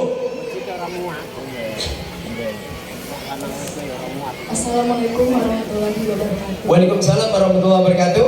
Pak Ustadz, mau nanya Pak Ustadz. Ya siap Bu. Ini kan sebenarnya mau dua. Ya. Terus jika ada seseorang mau berkurban, namun dia belum ada akikah, apakah ia mendahulukan akikah dulu atau berkurban, atau bagaimana Pak Ustadz? Itu saja yang ditanyakan. Wassalamualaikum warahmatullahi wabarakatuh. Bismillahirrahmanirrahim. Ada orang sudah waktunya berkorban tanggal 1 ya, apa tanggal 10 ya, sudah masuk pada tanggal 10 Dzulhijjah, orangnya belum pernah akikoh, Yang didahulukan akikohnya apa kurbannya? Ada khilaf ulama. Ada yang mengatakan kurbannya, karena kurban itu cuma 3 hari. Kalau akikoh setahun suntuk. Jadi kurban dulu enggak. Nanti masalah akikoh nanti bulan-bulan yang akan datang nggak apa-apa. Jadi kurbannya dulu. Ada ulama yang mengatakan akikoh dulu. Sebab akikoh itu sunnah nafsiyah ainiyah, sunnah ainiyah. Tapi kalau kurban sunnah kifayah. Jadi kalau akikoh sunnah individual harus dilaksanakan. Tapi kalau kurban sunnah kifayah, satu keluarga menyembelih kurban satu cukup. Satu keluarga tidak kena kemakruhan. Tapi kalau satu keluarga nggak ada yang kurban sama sekali, satu keluarga pengen makruh, paham dah? Kurban bagi, kurban perasaan, kurban minimal ngikuti Dewi Ibnu Abbas. Apabila di antara kamu tidak mampu berkurban dengan kambing, tidak mampu berkurban dengan sapi untuk 7 orang, kerbau untuk 7 orang, onta untuk 7 orang, maka nyembelihlah ayam. Paham? Apa manuk perpati? Ayam kok manuk. Manuk bojomu hilang. Yang manuk bojone habis sebelah. Ayam. Ayam paham? Ini Ibnu Abbas nanti jawab fatwa, kalau tidak mampu membuat korban pakai kambing, nyembelih ayam. Tapi nak iso aja. Lah kok Pak Camat nyembelih ayam? Waduh. Pak Camat korban ya? Kita ke masjid nggih. Pasti tok siji. Kurban. Bu, korban itu cari yang gemuk. Jangan cari yang murah. Pak panitia, ini ada uang 1 juta, bu olehmu golekno. Yang penting kita wedhus. Waduh. Korban itu yang gemuk, jangan yang kurus. Kalau kekurusan tidak sah. Nggih, paham bu? Nggih. Kemudian kurban itu boleh urunan, jamiah, yasinan, urunan 100 ribuan, dibuat beli kambing, dapat kambing 2, anggota jamaahnya 50 orang. Sah apa tidak? Sah. Dengan syarat niatnya harus 1 orang. Pak, tahun ini diniati kanggo Pak Ketua, tahun besok Pak Sekretaris, besoknya lagi Pak Bendara, gitu Pak Bu. Jadi anak-anak iuran membuat kurban, iuran 100 ribu, dapat kambing 1 semisal. Ini korbannya tetap sah dengan syarat diniati 1 orang. Mungkin niatnya untuk Pak Guru disembelih, paham Pak? Nanti sak kecamatan urunan tuku sapi, terus diniatke untuk Pak Camat, sah. Tapi kalau niatnya untuk orang banyak tidak sah, paham? Tidak sah. Makanya kalau saya benar itu arisan utawi iuran kurban sah dengan syarat niatnya untuk 1 orang. Kalau urunannya sapi, niatnya untuk 7 orang. Khusus bapak-bapak, ibu-ibu yang nadar kurban, Pak Yai saya nadar kurban kambing ini, maka ibunya tidak boleh ikut makan daging kurban ini. Paham? Kalau ada ibu kurban, maka dagingnya ini nggak boleh dimakan. Begitu juga anak-anaknya yang wajib dinafkahi, tidak boleh. Semisal ya, ibunya ini punya anak-anak kecil 3, ini anak 3 nggak boleh ikut makan. Jadi nanti kalau panitia memberi, tolong disisihkan yang nadar-nadar itu, karena orang yang nadar tidak boleh ikut makan. Paham ya?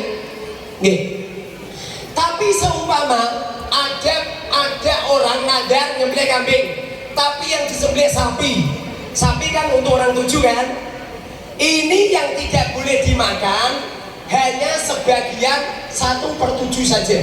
1/7 daging sapi jangan dimakan, lainnya boleh dimakan. Paham? Paham ya? Paham. Kemudian kurban yang paling baik itu diberikan sama apa itu yang paling utama ya. Yang paling utama, yang asli disembelih sendiri, yang paling utama. Kenapa seperti itu? Supaya saudara-saudaranya itu nanti kebagian. Sebabnya nanti kalau panjenengan korban sapi, kamu taruh masjid, akibatnya saudara panjenengan, keluarga panjenengan yang di daerah sana gak kumanan. Percaya nggak? Gak kumanan. Yang utama disembelih sendiri. Tapi kalau panjenengan tidak bisa bagi secara rata, serahkan sama panitia sambil memberi uang. Kalau sapi berapa Pak Yai? Sapi 300. Kalau kambing 200. Kok aneh ya? Ya aneh toh. Sapi 300, nah kambing 200. Aku setor sapi ya. Mungkin pikirannya Pak Yai anu, mergo sapi sing nyembelih wong siji. Tapi nang wedhus yo wong siji. Mungkin ngoten. Mungkin. Mungkin itu mungkin. Kalau di tempatku 500. Ada yang 1 juta malah. Paham ya? Jadi apa itu sapi kalau tidak bisa merawat sendiri serahkan sama panitia. Tapi wajib memberi ongkos. Apabila ada orang ngantarkan kambing atau sapi dibawa ke masjid, kemudian terus hanya memberi saja, nggak memberi uang, dosa. Kenapa dosa? Dia memperkerjakan orang lain tanpa memberi ongkos, haram. Itu persis panjenengan nyuruh orang untuk menatakan bata, bangun 1 hari, nggak kamu gaji. Nggak boleh itu secara hukum. Makanya nyerahkan sama panitia juga harus memberi uang. Kambing 200, kalau sapi 300. Semoga saja panjenengan semua korban semua nih. Ayo korban semua. Saya pamannya di sini loh. Korban telulas. Semoga saja, masya Allah mau suge-suge. Kalau panjenengan pengen 1 tahun tidak bangkrut, korban. Walaupun dengan cara utang. Namun resepsi sing ngene wanita. Ini untuk agama, ini untuk syiar Islam, ini untuk persembahan kita kepada Allah. Innallaha lan tanalul. Allah itu tidak, yang diterima itu bukan masalah kambingnya, tidak masalah dagingnya, tidak masalah darahnya. Yang diterima adalah ketakwaan. Ketakwaan kita, kan Bu? Saya tuh kalau nggak punya uang tuh utang. Kemarin saya haji utang, nggak untuk agama. Terus ngenteni nanti duit. Kapan jenengan duit? Nunggu kalau kaya. Oh kita ini bin fakir. Dia anak siji fakir, anak loro fakir, dua mantu je fakir, dua cucu masih fakir. Nunggu kalau kaya. Seumur hidup tidak akan mampu untuk berkorban. Paham Bapak Ibu? Nggak punya uang, hutang. Beli motor aja berani kredit. Untuk korban nggak wani hutang. Insya Allah, seumpamanya panjenengan berani hutang untuk berkorban, insya Allah sukses dunia akhirat. Allahumma amin. Sukses. Nanti kalau nggak sukses telepon saya, nanti kambingnya tak joli paling piro 3 juta Pak. Berapa? 5 juta. Wes sing utang 1 tahun lo gak sukses, nanti telepon ke saya tak joli tak 2 kali lipat 10 juta. Oi 10 juta. Paham? Siap kurban? Siap. Ini siap kurban? Siap utang? Enggak, punya uang sendiri Kiai, punya uang sendiri. Agel selope bojo. Ada sepatunya gue suami. Satu lagi silakan. Bismillahirrahmanirrahim. Ya, Bu. Assalamualaikum warahmatullahi wabarakatuh. Waalaikumsalam warahmatullahi wabarakatuh. Mohon bimbingannya Pak Ustadz. Mau tanya bagaimana cara mendidik anak dari usia dini di zaman era digital ini. Dan tadi panjenengan sampaikan jangan khawatir kalau anak-anak menonton film porno. Dan bagaimana cara kita untuk gimana ya? Agar anak-anak itu bisa berpikir positif ataupun kita itu mempelajari anak-anak tentang aurat-aurat mata, batas-batas aurat, agar tidak terjerumus dalam pergaulan bebas. Kedua, ini ada titipan dari teman. Untuk akikoh itu kan kambing. Untuk anak laki-laki kan 2 ekor. Bagaimana kalau diganti dengan sapi dan gimana perhitungannya? Terima kasih. Assalamualaikum warahmatullahi wabarakatuh. Assalamualaikum warahmatullahi wabarakatuh. Bismillahirrahmanirrahim. Ma fil aba fil abna. Apa-apa yang terjadi pada kedua orang tua akan terjadi pada anak. Ada seekor harimau, ada seekor kucing, punya ada seekor singa, punya anak di waktu kecil seperti kucing bunyi. Kira-kira harimau susah enggak? Enggak. Kenapa enggak? Nanti kalau dewasa anaknya juga berubah menjadi harimau. Jadi begini Bu, kalau panjenengan pengen mentarbiyakan anak yang baik, panjenengan gak usah pusing dengan keberadaan anak.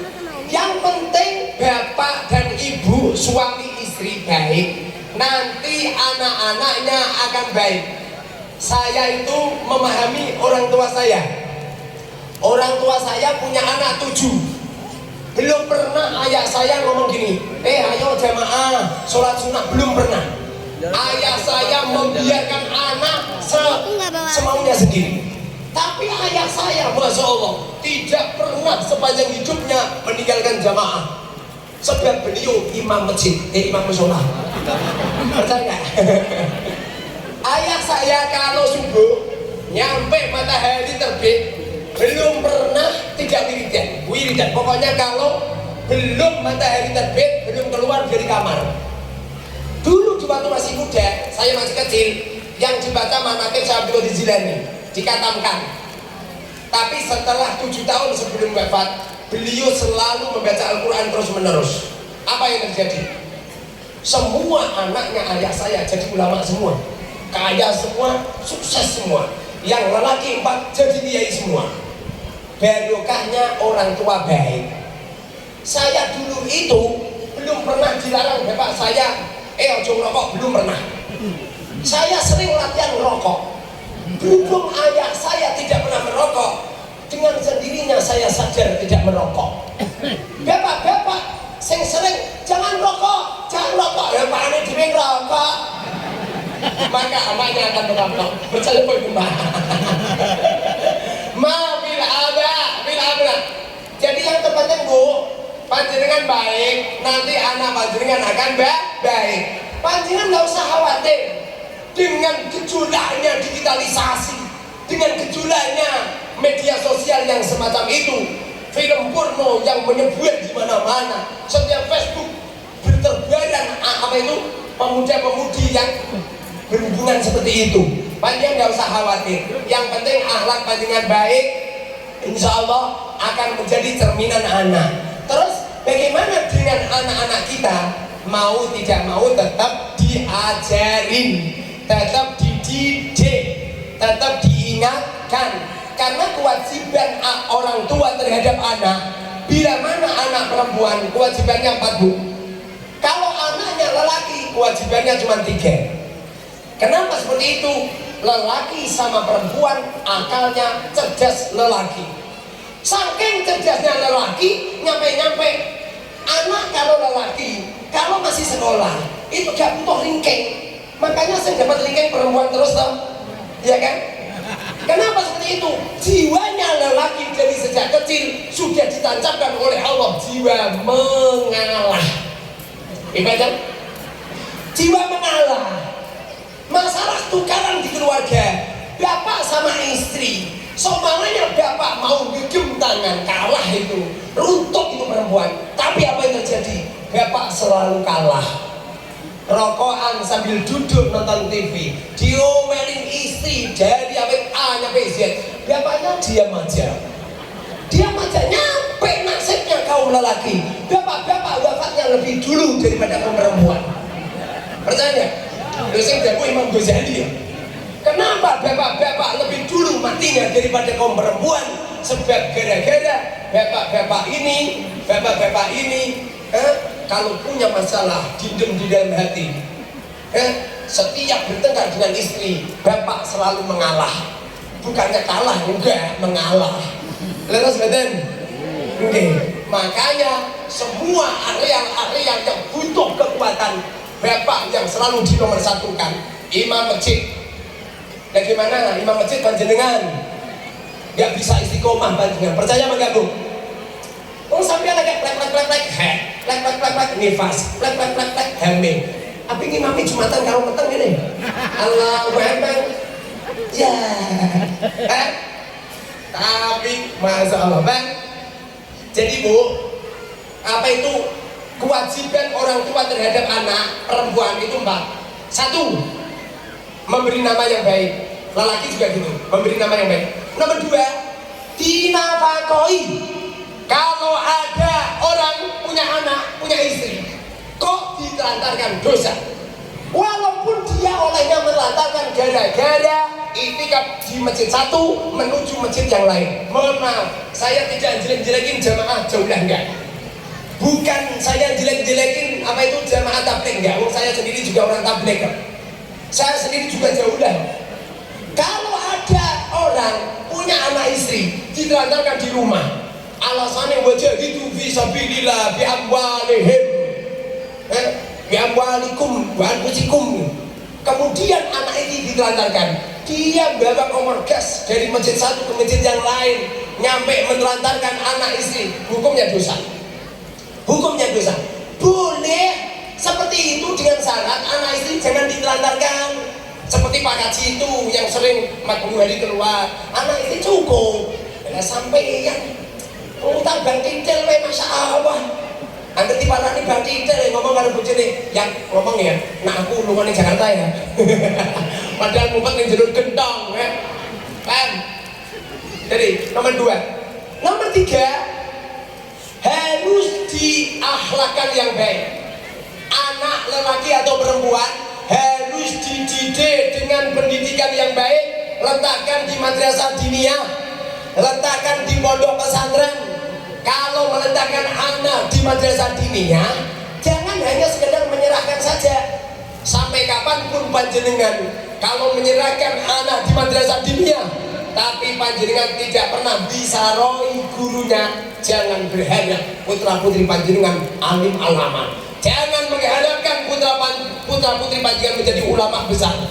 Supaya menjadi ulama besar, guru madrasah diniyah itu disedekahi. 1 bulan, bun, 1 bulan ngedekahi guru madrasah berapa, Bun? Kalau SPT-nya 50, kalau sedekah sesuai mereka. Ya diberi, Bun ya.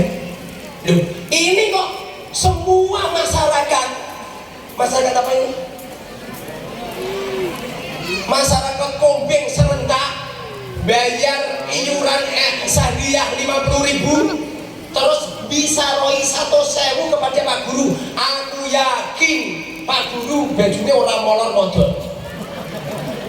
Aku yakin Pak Guru, Bu Guru madrasah diniyah jam 2 sudah ada di kelas. Kenapa jam 2 Pak Guru, Bu Guru iseng nyemprot ning gone sawah, iseng ngereke wedhus, iseng golek kayu ning alas? Kenapa? Jawabannya cuma 1, panjenengan menitipkan anak tidak pernah memikirkan nafkahnya guru. Paham Pak Bu? kalau bisa Pak Guru, Pak Kepala Madrasah ada nggak? Ada. Kalau bisa, woi Kepala Madrasah, itu sekolahan itu toh, sekolahannya kan ada berapa? 6 ya? 6 ya? Itu kelas 1 Madrasah Diniyah. Depannya diberi kotak amal terbuat dari kaca. Paham? Terbuat dari kaca. Nanti setiap anak sekolah tolong diberi jajan dan diberi sedekah untuk Pak Guru. Nanti dimasukkan di kotak amal yang terbuat dari kaca. Insya Allah hebat. Kotak amalnya jangan kayu, gak ketok, anak apa meneh kerdus, malah diangkat cilik terbuat dari kaca. Itu uang sedekah untuk Pak Guru. Kan nggak mungkin dong wali santri setiap bulan, setiap hari datang ke sekolah, kan nggak mungkin nih. Jadi selain panjenengan memberi jajan anak bun, nanti diberi uang berapa? 10.000 semisal, yang 5.000 untuk jajan, yang 5.000 untuk sedekah. Saya membuat seperti itu toh sukses saya. Alhamdulillah, saya ini 1 bulan tidak kurang dari 1,5 miliar. Alhamdulillah. Ada kiai duitnya setiap bulan 1,5 miliar. Nah ngomong betah, ngaji betah. Nah duitnya sithik linu-linu. Nah guyu ning wajah tok. Atine bingung. Entah ini kalau dia kolektor. Hah? Paham Bu? Nggih, paham nggih? Mulai sekarang nggih. Coba Pak Guru buatkan kotak amal terbuat dari kaca. Pak Harun, nanti kalau sudah jadi potretkan ke saya. Potretkan ke saya. Lu nak kenapa aku komen nyumbang? Apa ngerti? Pak Guru aku Pak motor kotok padahal Pak Camat mobilnya jirieng. Bahkan tadi Pak semua sing mobilnya rego 2 miliar setengah. Pak Haji Mahmud. Kalau mau tak numpak mobilnya Pak Haji Mahmud, Masya Allah, kiai mobilnya kalau orang kaya, apa orang kaya, kualat. Semestinya kiai itu mobilnya kudu luwih apik daripada pejabat dan daripada agamanya. Niku sunai Kanjeng Nabi Pak Camat. Kanjeng Nabi dulu punya ontanya Rasulullah lebih bagus daripada semua ontanya para pejabat dan semua ontanya para agniya. Semoga saja kiai-kiai kene suka kabeh. Kabeh nanti sedekah gitu nih, cespleng akan lahir ulama-ulama hebat. Tapi kalau guru madrasah disengsarakan, ditelantarkan, tidak pernah dipikirkan, ojo ngarep-ngarep. Paham? Paham ya? Nomor 4, apabila sudah dewasa, carikan suami. Namun lanang tidak. Kenapa lelaki tidak harus dicarikan suami? Istri, sebab lelaki itu cerdas. Ngelirik ning iki langsung katut. Sing penting duit. Bil fulus syai'in khulus. Wong wedok sing penting duit. Nyampe-nyampe Kanjeng Nabi dawuh, wahai para sahabat, nikahkan putrimu dengan Utsman. Niki wasiatnya Kanjeng Nabi. Bu, nanti kalau punya istri, nikahkan dengan Utsman, Bu. Nikahkan anak putrimu dengan Utsman. Kenapa Rasulullah dawuh seperti itu? Kok Rasulullah tidak dawuh nikahkan putrimu dengan Ali? Padahal Sayyidina Ali alim alama. Kenapa kok Rasulullah ngendika Utsman? Sebab perempuan itu kalau sudah berkeluarga, ilmu itu nomor 99. Ya Bang Ning? Ya Bang ya? Beda. Hari gini Mas kawin sebarang acara sholat. Ya, biar kawin gitu, kuntilah anak. Mas kawin itu niru Kanjeng Nabi. Kanjeng Nabi mas kawin 20 unta. Sebagian ulama 30 unta, sebagian ulama 40 unta, sebagian ulama 50 unta, sebagian ulama 100 unta. 20 unta sajalah. Unta itu kalau bagus harganya 100 juta. 100 juta kali 20. Berapa Pak Camat? Berapa Pak Camat? 2 miliar. Rasulullah nikah dengan Sayyidatina Khadijah 2 miliar. Ada nggak orang sini 2 miliar? Gak ada. Masa Allah 200.000 jutang sih sana. 200.000 berarti kali jadul.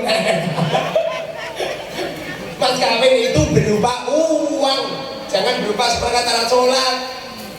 Ya, biar kawin menjadi kuntilanak. Ya, kan rukuan terus ada aneh. Rasulullah dawuh, nikahkan putrimu dengan Utsman. Mananya bagaimana? 1, lelakinya lebih pintar daripada perempuan itu. Jadi binisbati, Neng, siapa namamu Neng? Sari. Jadi lelakinya ini, semisal Sari ini lulusannya SMP, minimal cah lanangnya ini SMA gitu loh. Lulusan apa nih? SMP kan? SMP. Minimal SMA. 1, pendidikannya lebih tinggi. Nomor 2, tingginya itu harus tinggi. Lah mau betul dhuwur bojone semene. Ya kesandung bojone. Paham? Jadi suami itu harus tinggi banget. Tinggi. Nomor 3, suami itu harus lebih kaya daripada perempuan. Bahaya. Ada lelaki fakir nikah dengan perempuan yang kaya. Ini tumpahannya Pak Jiro. Cuma jangan nikah sama lelaki tumpahannya motor kodok. Kan? Nyampe Rasulullah menikahkan putrinya Ruqayyah dengan Sayyidina Utsman. Setelah Sayyidina Utsman wafat, Rasulullah menikahkan putrinya lagi dengan Sayyidina Utsman, namanya Ummu Kulsum. Setelah Ummu Kulsum wafat, Rasulullah dawuh, seumpamanya aku masih punya istri, punya anak perempuan, tentu anak perempuanku kunikahkan dengan Utsman. Wahai para sahabat, apabila engkau punya anak perempuan, nikahkan dengan lelaki dengan Utsman. Artinya bagaimana? Lelakinya sukses. Ojo yang penting seperti di barang lawes. Bahaya. Kamu sebabnya nanti kalau sudah berkeluarga, jebul-jebul yang menjadikan keluarga hancur itu ada orang ketiga. Siapa Bu? Mas Eko. Paham? Mas Ekonomi. Paham? Itu loh takono itu Pak Camat itu paham. Ini gue pengadilan agama Pak Camat ini mesti ada perselisihan masalah ekonomi gitu. Paham? Jadi gitu gitu. Semoga saja pertemuan saya bermanfaat kita semua. Yang tanya tadi mana? Masih ada enggak tadi? Apa yang satu? Yang satu kurban. Apa itu? Akikoh. Akikoh itu kan kambing. Bagaimana kalau diganti dengan sapi? Bismillahirrahmanirrahim. Akikoh sunahnya itu pakai kambing. Seumpamanya pakai sapi sah nggak apa-apa. Kita banyak. Cuma kalau lelaki kan kambing 2 nih. Kalau perempuan kambing 1. Itu sunahnya. Artinya seumpamanya anak lelaki diakekoi kambing 1 nggak apa-apa Pak Camat, nggak apa-apa. Cuma sempurnanya kambing 2. Kalau kambing 1 nggak apa-apa. Saya pernah ngakekoi anak saya pakai kambing 1. Bahkan Rasulullah pernah punya cucu namanya Sayyidina Hasan dan Sayyidina Husain. Rasulullah menyembelih kambing 2. Yang 1 untuk Sayyidina Hasan, yang 1 untuk Sayyidina Husain. Itu bukti bahwasanya akekah untuk lelaki tidak harus kambing 2. Seumpamanya 1 tetap sah. Paham? Tetap sah. Dan kambingnya tidak harus jantan. Kambing betina nggak apa-apa. Yang penting lemu. Kambing lanang tapi guering, wedok tapi guemu. Yang kepala apa sih? Yang dipentingkan itu dagingnya Bu. Hah? Aku. Wong lanang guring, kalau wong itu lemu ginu-ginu. Mantep di Bu. Mantep itu. Nah, itu nak kecus niku sampai wedok. Nanti kalau masalah diganti sapi sah, jadi seumpamanya diganti sapi sah. Cuma kalau sapi itu untuk orang 7. Tapi kalau akikoh berarti untuk 2 lelaki sama 1 perempuan. Demikian silaturahim saya sama panjenengan. Lagae atau pembicaranya orang Demak seperti ini. Rumah saya itu dekat dengan lautan, jadi suaranya kenceng dan keras, orangnya keras.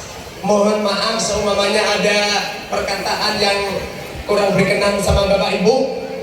Lain waktu kalau ke Demak silakan mampir nih. Mampir di Kanjeng Sunan Kalijogo. Dekat dengan Kanjeng Sunan Kalijogo. Nanti panjenengan telepon pulau. Nomor WA-ne sampai tulis. Kok ngerti ora sampean kejerat utang ora iso bayar. Alhamdulillah. 081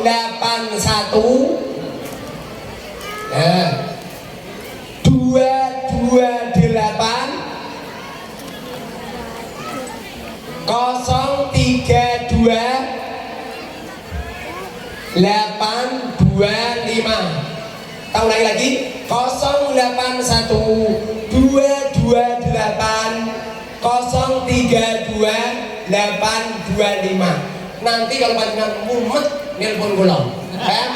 Mungkin aja jalan-jalan ning Demak. Semoga saja manfaat barokah Pak Yai, Pak Panitia semuanya. Mohon maaf. Mungkin Masya Allah Pak Camat tak singgah-singgir, mohon maaf nih. Tapi muga-muga iso. Moga kita doa bersama ini mungkin manfaat barokah amin ya rabbal alamin. Alhamdulillah Allah bersyukur memberikan sayyidina Muhammad wa sayyidina Muhammad. Allahumma barik ya Allah majlisana hada. Allahumma barik ya Allah ta'allumana hada. Allahumma barik ya Allah ta'limana hada. Allahumma ya Allah asri umurana umur dunya wal akhirah. Allahumma jamilna bil afiyah wassalamah wa haqiqna bit taqwa wal istiqamah wa inna min mujibatina tilmatul hal wal ma'ali takasab du'a wa sallallahu ala sayyidina Muhammadin walhamdulillahi bil alamin. Al-Fatihah.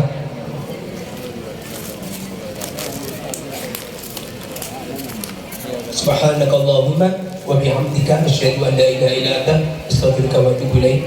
Assalamualaikum warahmatullahi wabarakatuh.